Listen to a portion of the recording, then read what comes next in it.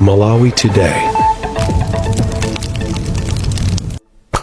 Tikulandireni kwina kulikonse kumene muli tikupasirani breaking news, nkhani yomwe yangochitika madzulo omwe ano, makamaka yokhuzana ndi bridge imene yaonongeka ya Mpasadzi ku Kasungu.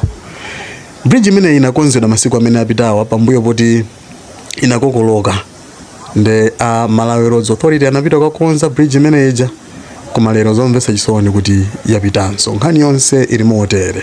Kuchokera pa tsamba la mchezo la Gerald Kampanikiza, iwo alemba kunena kuti tingathe kusimikiza kuti bridge ya Mpasadzi ku Kasungu yomwe inakonzedwa mongoyembekezera yadukanso patangodusa magalimoto ochepa okha, ndipo pano palibe galimoto yomwe ingadusenso kufikira atakonzanso.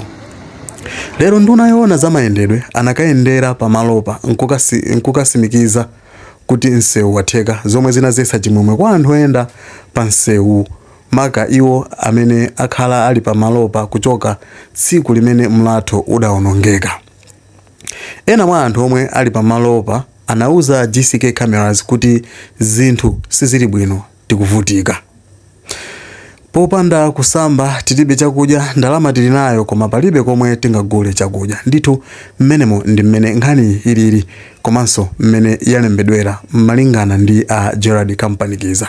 Ndipo titha kusimikiza ndi ma videos amene apereka pa tsamba limeneli osonyeza kuti mlatho odi wapita.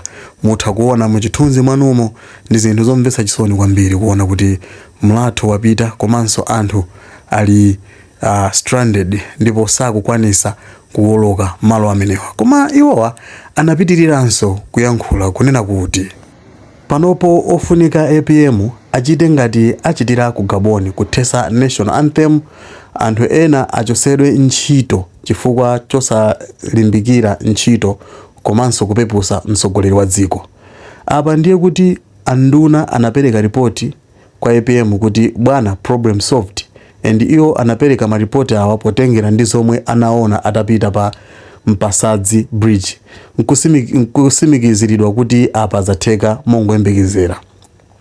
Dodma pangano organize zakudya, madzi, zofunda ndi zina zambiri kuti zikathandize anthu kuderali.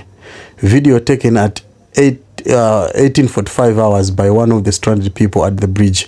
Ya nkhani ndimeneyo kunena kuti akuti APM angochita ngati mmene achitira ku Gabon kuthesa national anthem komanso kuchosa ntchito wina aliyense osalimbikira, makamaka pofuna kupepusa dzina la mtsogoleri wa dziko.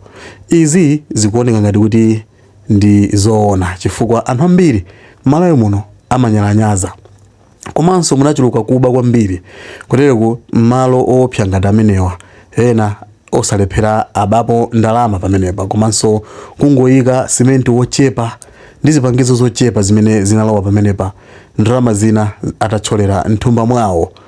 Choncho mvula nayo ikati iyaluse komanso Mulungu akati atiyaluse, ndi mmene zimakhalira chonje.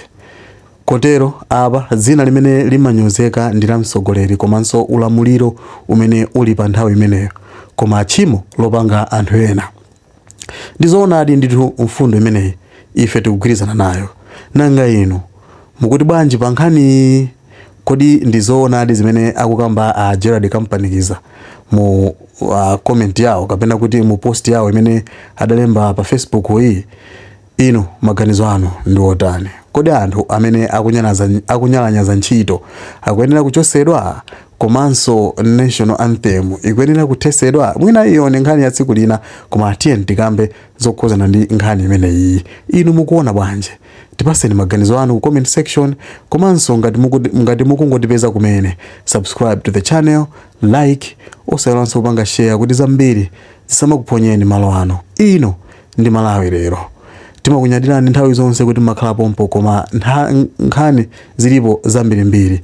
Kotero ngati mudakali pompo, khalani omasuka ndipo onenani ma videos ena osatira pamalo pano. Kufikira nthawi ina tingoti mwakoma nonse, zikomo.